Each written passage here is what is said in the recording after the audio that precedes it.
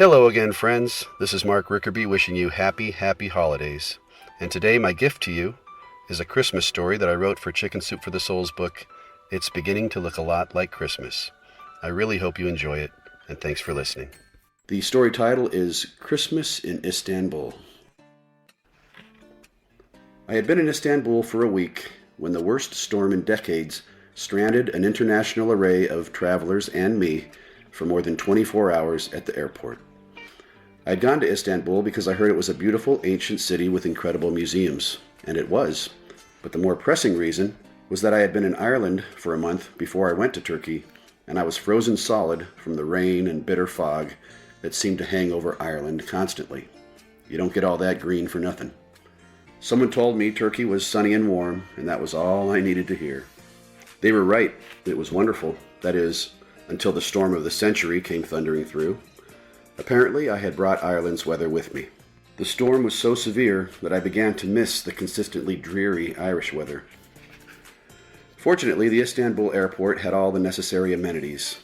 Any other day, I would have been happy to lounge around an airport terminal and do some reading. But Christmas changes everything.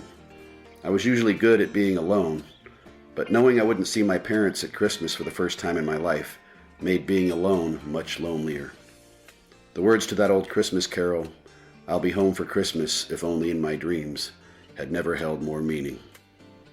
I made myself as comfortable as possible on the carpet, reading, listening to music, and chatting with other stranded travelers. Before long, I was part of an encampment of backpackers exchanging stories about the places we had been. There was Maylin from Sweden, Christina from Italy, Lencio from Dubai, Lisbeth from Denmark, and Grant, a fellow American from Texas. The conversation meandered, but always returned to stories of past Christmases and how much we missed our families. We knew these subjects would just make us more homesick, but we couldn't help ourselves. Grant was in Turkey on business and had expected to miss Christmas in the States. The rest of us didn't have very far to go, globally speaking, but when stuck in a monster storm, 1,000 miles might as well be a million.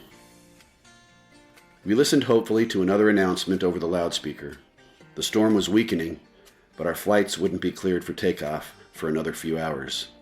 We groaned accordingly and returned to our conversation. After another excruciating Christmas story, when it seemed sadness might swallow us all completely, I said, "I have an idea. Let's have Christmas here."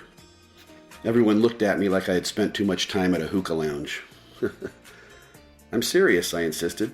"We can find something that will pass for a Christmas tree around here somewhere." My new friends were all so desperate for some semblance of home that they accepted the challenge.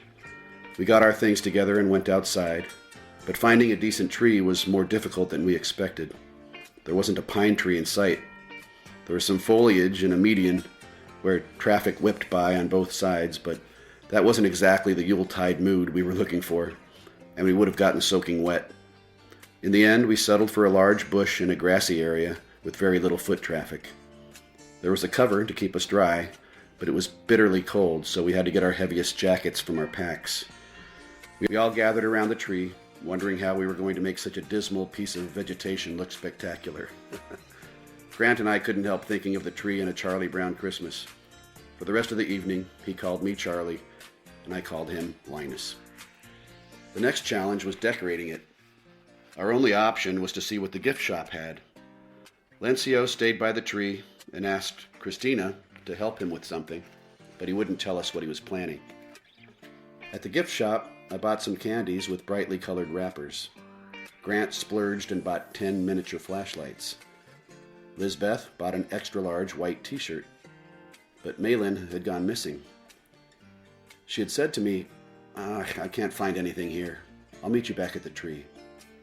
When the rest of us returned, we found it already wrapped in strings of popcorn.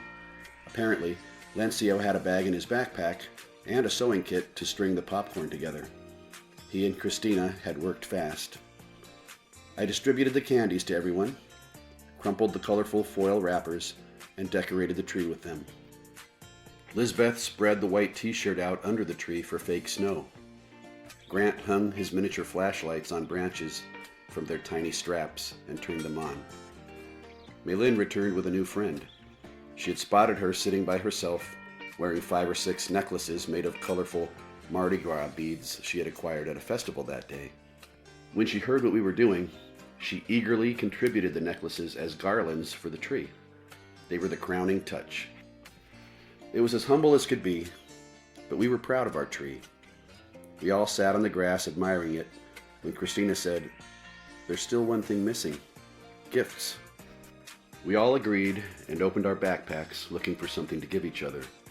Music, books, trinkets we had bought on the road.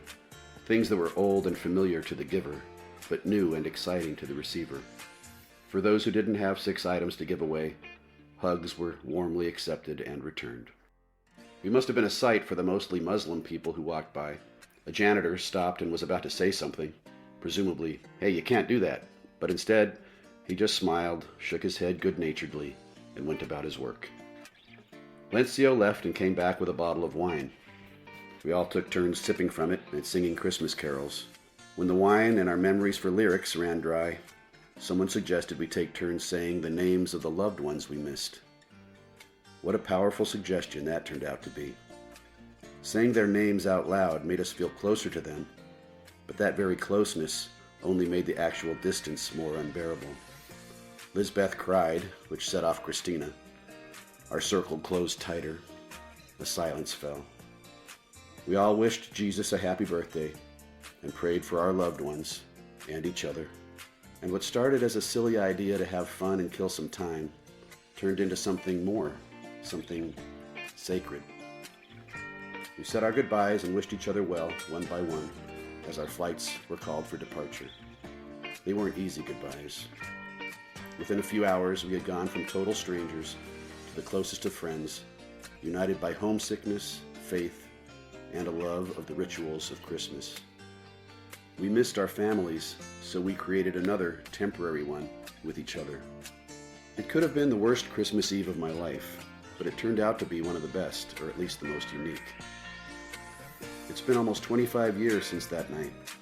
I don't know where any of my airport friends are today, but I will always remember their kind faces, illuminated by the soft light of our little tree, and how we helped each other through a lonely Christmas Eve in a land far from home.